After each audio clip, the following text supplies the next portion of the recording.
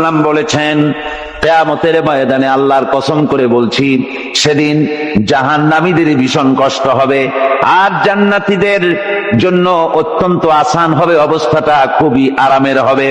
নবীজি বলেন, এক ফরজ নামাজ, এক ওয়াক্ত ফরজ নামাজ আদায় করতে যে সময়টুকুন লাগে, কিয়ামতের মাঠের এই সময় এত বড় বিরাট লম্বা সময় জান্নাতীদের জন্য এরকম হালকা হয়ে যাবে।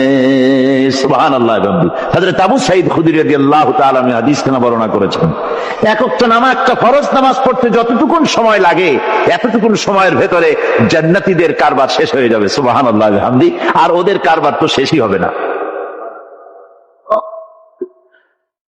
وَيَوْمَ تَشَقَّقُ السَّمَاءُ بِالْغَمَامِ وَنُزِّلَ الْمَلَائِكَةُ تَنزِيلًا। ওরা ফেরেশতা দেখতে চায়। সেদিন আসমান সমূহ বিদীর্ণ হয়ে মেঘ পুঞ্জ বেরিয়ে আসবে, আত্মপ্রকাশ করবে। তার ভেতর থেকে ফেরেশতারা ক্রমাগত নাজিল হতে থাকবে। আর অবস্থাটাই হবে, আল মুলকু ইয়াওমাইযিনিল হাক্কু লিররহমান ওয়া কানা ইয়াওমান আলাল কাফিরিনা আসীরা। আর সেদিনে বাদশাহী হবে কেবলমাত্র রহমানের। ওয়া কানা ইয়াওমান আলাল কাফিরিনা আসীরা। আর সেই কিয়ামতের দিন, সেই সময়টা হবে কাফেরদের জন্য বড়ই কঠিন।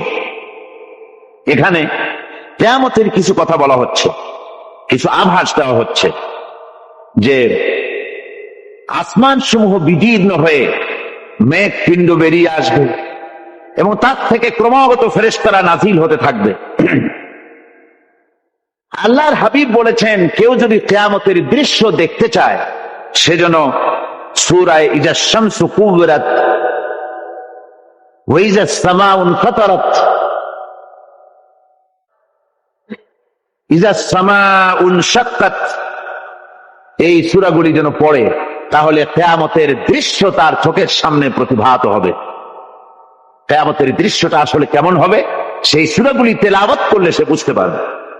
যেমন আল্লাহ পাক বলছেন, إذا السماء فطرت وإذا الكواكب انتثرت وإذا البحار فجرت وإذا القبور بعثرت। যখন আকাশসমূহ চূর্ণ বিচূর্ণ হয়ে যাবে আর তারকাসমূহ বিক্ষিপ্ত হয়ে পড়বে, সমুদ্র মহাসমুদ্রগুলি দীর্ণ বিদীর্ণ হয়ে যাবে, কবরগুলি সব উদ্গীরণ করে দেবে, তার মধ্যে যা আছে সে সবগুলি। আবার আল্লাহ পাক বলেন, ইযাশ শামসু কুবিরাত ওয়া ইযান নুজুমুন কাদারাত ওয়া ইযাল জিবালু সুয়্যিরাত। সূর্য যখন ঢেকে যাবে, তারকাগুলি যখন বিপর্যস্ত হয়ে যাবে আর পাহাড়গুলি যখন চালিয়ে দেওয়া হবে, এই দৃশ্য তোমরা দেখতে পাবে।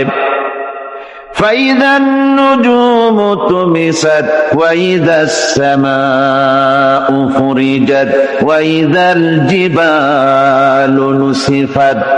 সেদিন অবস্থা এমন হবে, সমস্ত তারকাগুলি স্তিমিত হয়ে যাবে আর আকাশসমূহ দীর্ণ বিদীর্ণ হয়ে যাবে। আর দেখতে পাবে পাহাড়গুলি, সমস্ত পাহাড়গুলিকে উড়িয়ে দেওয়া হবে। আবার অবস্থা আরো কি হবে, فَإِذَا بَرِقَ الْبَصَرُ وَخَسَفَ الْقَمَرُ وَجُمِعَ الشَّمْسُ وَالْقَمَرُ। যখন চক্ষু বিস্ফারিত হয়ে যাবে মানুষের, চাঁদ আর সূর্য নিষ্প্রভ হয়ে যাবে, সব একাকার হয়ে যাবে, চন্দ্র এবং সূর্য তার অস্তিত্বকে হারিয়ে ফেলবে। শুধু তাই নয়, ওয়াহুমিলাতিল আরদু ওয়াল জিবালু ফাদুক্কাতা দাক্কাতাও ওয়াহিদা। জমিন ও পাহাড়গুলির মধ্যে সংঘর্ষ লাগিয়ে দেওয়া হবে, আর তা এক ধাক্কায় জমিন এবং সমস্ত পাহাড়গুলি চূর্ণ বিচূর্ণ হয়ে যাবে। সুবহানাল্লাহ ওয়া বিহামদিহি। আল্লাহ রাব্বুল আলামিন বলছেন, এইভাবে করে কিয়ামতের দৃশ্য, বিভীষিকাময় দৃশ্য তোমরা দেখতে পাবে। আর সেদিনের রাজত্বটা কার হবে? الملك يومئذ الحق للرحمن সেদিনের রাজত্ব হবে কেবলমাত্র রহমানের। অর্থাৎ যেসব কৃত্রিম বাদশাহী দেখে তোমাদের চোখে ধাঁধা লেগে গিয়েছে, তোমাদেরকে দুনিয়ার বাদশাহী দেখে তোমরা ধোঁকায় পড়ে গিয়েছো, এসব বাদশাহী কিছুই টিকবে না সেদিন। সেদিন শুধু বাদশাহী থাকবে একমাত্র আল্লাহ পাকের। কার থাকবে বাদশাহী? যারা বলেন কার?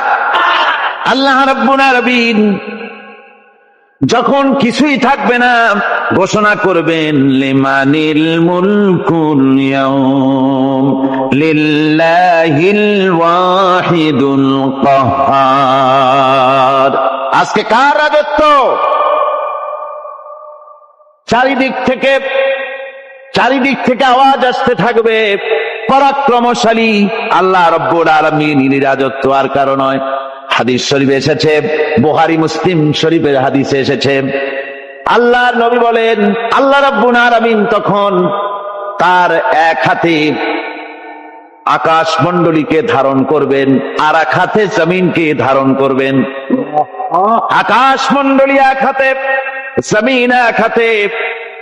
এভাবে আল্লাহ রাব্বুল আলামিন বলবেন আইনাল জাব্বারুন আইনাল মুতাকাব্বিরুন। কোথায় সেই স্বৈরাচারীরা?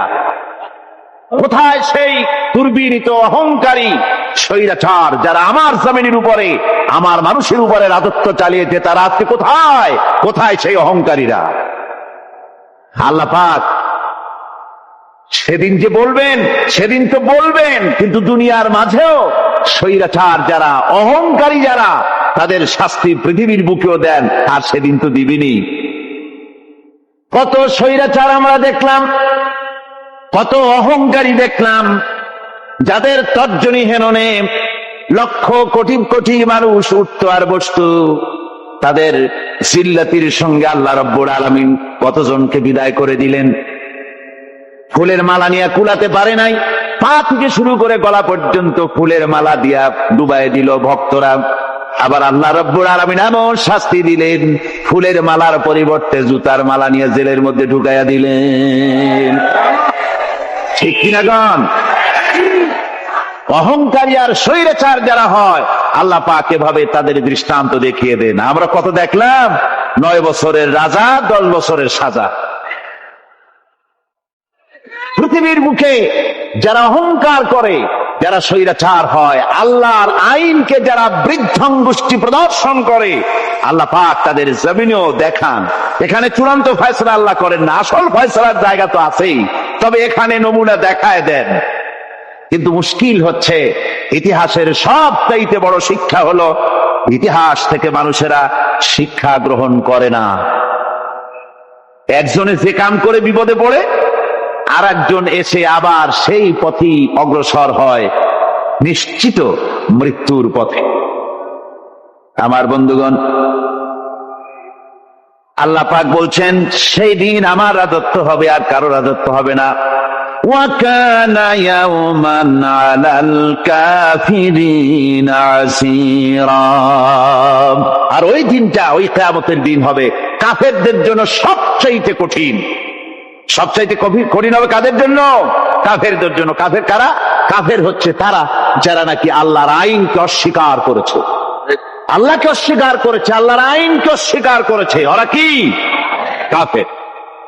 কুফর শব্দের অর্থ হচ্ছে গোপন করা। এই জন্য অন্ধকার রাতকে আরবিতে কাফের বলা হয়েছে, অর্থাৎ যা সব জিনিসকে অন্ধকার দিয়ে ঢেকে দেয়। তো কুফর হচ্ছে সেই জিনিস যা মহাসত্যকে ঢেকে দেয়, সত্যকে, মহাসত্যকে ঢেকে দেয় যেই জিনিস, সেটাকে কুফর বলা হয়। আর এই কাফের অন্ধকারে ঘুরে মরে, সে কোন আলোর খোঁজ পায় না। আল্লাহ রাব্বুল আলামিন বলেন, কাফেরদের কথা এখন শোনাচ্ছেন আল্লাহ পাক, والذين كفروا أولياؤهم الطاغوت يخرجونهم من النور إلى الظلمات। যারা কাফের, যারা কুফরি অবলম্বন করেছে, তাদের সাহায্যকারী আর পৃষ্ঠপোষক হচ্ছে তাগুত। তাগুত বলা হয় সেই শক্তিকে যে শক্তি শুধু নিজেই আল্লাহর আইন অমান্য করে বসে থাকে না, বরং অন্যদেরকেও আল্লাহর আইন অমান্য করতে বাধ্য করে। ওদেরকে আরবিতে কি বলা হয়? তাগুত বলা হয়। আর এই তাগুতি শক্তি,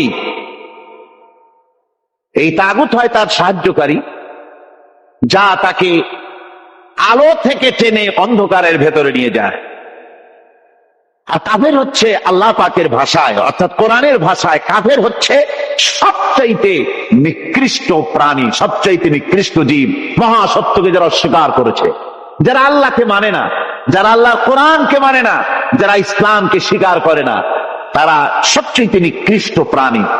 আল্লাহ রাব্বুল আলামিন বলেন, ইন্না শাররাদ দাওয়াবি ইনদাল্লাহিল্লাযীনা কাফারু ফাহুম লা ইউমিনুন। নিশ্চয়ই আল্লাহর জমিনে সব বিচরণশীল জীব যত আছে, আল্লাহ বলছেন আমার জমিনে বিচরণশীল জীব যত আছে তার মধ্যে সবচাইতে নিকৃষ্ট প্রাণী হলো যারা ঈমান আনে নাই, যারা বিশ্বাস করেন আমি আল্লাহকে, যারা পরকালকে বিশ্বাস করে নাই, যারা কোরআনকে বিশ্বাস করে নাই, যারা ইসলামকে বিশ্বাস করে নাই, পৃথিবীর মধ্যে তারা সবচাইতে নিকৃষ্টতম প্রাণী। আল্লাহ বলেন শুধু নিকৃষ্ট জনক নিকৃষ্ট প্রাণী বললেই সারে না, এরা হলো চতুষ্পদ জানোয়ারের মতো। কে বলতেছেন? আমি বলছি না, কিন্তু আল্লাহ পাক বলতেছেন চতুষ্পদ জানোয়ারের মতো কাফেরেরা। وَمَثَلُ الَّذِينَ كَفَرُوا كَمَثَلِ الَّذِي يَنْعِقُ بِمَا لَا يَسْمَعُ إِلَّا دُعَاءً وَنِدَاءً। এই কাফেরদের দৃষ্টান্ত হচ্ছে সেই রাখালের মতো, যে রাখাল তার পশুদেরকে ডাকে, আর ওই পশুরা একটা ডাক শোনে মাত্র, কিন্তু কি যে বলে তা তো পশুতে বোঝেন। ভালো বুঝতে পেরেছে?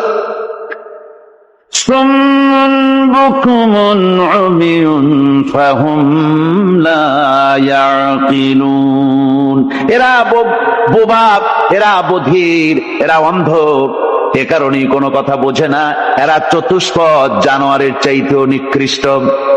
যাদেরকে আমি আল্লাহ বলেন, যাদেরকে আমি চোখ দিলাম, চোখ থাকতে হক দেখলো না, সব দেখলো। হক দেখে নাই চোখ দিয়া, এই চোখ দিয়া সব দেখলো। নারীর সৌন্দর্য উপভোগ করলো, আর নারীর অঙ্গ প্রত্যঙ্গ নিয়ে নানা ধরনের গল্প লিখলো, কবিতা লিখলো, কিন্তু এই সৌন্দর্য যিনি দিলেন তারেও চিনল না। আছে না কত কবি আমাদের দেশে? আমার দেশের সেই কবি জাতীয় পুরস্কার পায় যে কবি নারীর বিশেষ বিশেষ অঙ্গ নিয়ে বেশি করে নির্লজ্জ কবিতা লিখতে পারে, ওই হলো সবচেয়ে বড় কবি। আমার বন্ধুগণ, একজন বুজুর্গ ব্যক্তি তিনি পথ দিয়ে যাচ্ছিলেন, তো সে পথে এক সুন্দরী যুবতী মেয়েকে দেখে সেই যুবতী মেয়ের দিকে এই বুজুর্গ ব্যক্তি এক নজরে তাকায় আছে। তখন এই ঘটনাটাকে কবি এভাবে লিখতেছেন সাজায়, একদা সুখদায়ক প্রমোদা বদন দর্শন করিব ঝরিল নয়ন, হেসে কহে সে রূপসী সবিস্ময় মন, কহ দেখি মহাশয় কহ কি কারণ, বিষয় বিরাগী তুমি ভুবনে প্রচার, কি হেতু জন্মিল তব মানস বিকার, সামান্য ললনা রূপ করি দর্শন, উচিত না হয় তব অশ্রু বরিশন। বুজুর্গ ব্যক্তি ওই মহিলার দিকে তাকিয়ে তাকিয়ে কাঁদতেছেন। সুন্দরী মহিলা বলেন, আল্লাহর বুজুর্গ বান্দা, আপনি এলাকার ভিতরে বুজুর্গ এবং পীর হিসাবে, বুজুর্গ ব্যক্তি হিসাবে আপনি বিখ্যাত। আজকে আমাকে এখানে দেখে আপনি আমার দিকে তাকায় আমার রূপ উপভোগ করতেছেন আর কাঁদতেছেন। আপনার মতো সংসার বিরাগী মানুষ আমার মতো একটা সুন্দরী মেয়েকে দেখে ভাবে কাঁদা ঠিক না। বুজুর্গ ব্যক্তি বলছেন, হেসে কহিলাম বালে করহ শ্রবণ, নেত্র ঝরে তবু হেতু ভেব না এমন, যে শিল্পী রচিল ওই সুধাংশু বদন, তাহার তরে ঝরে নেত্র নয়নে জীবন। আল্লাহর বান্দি, আমি তোমার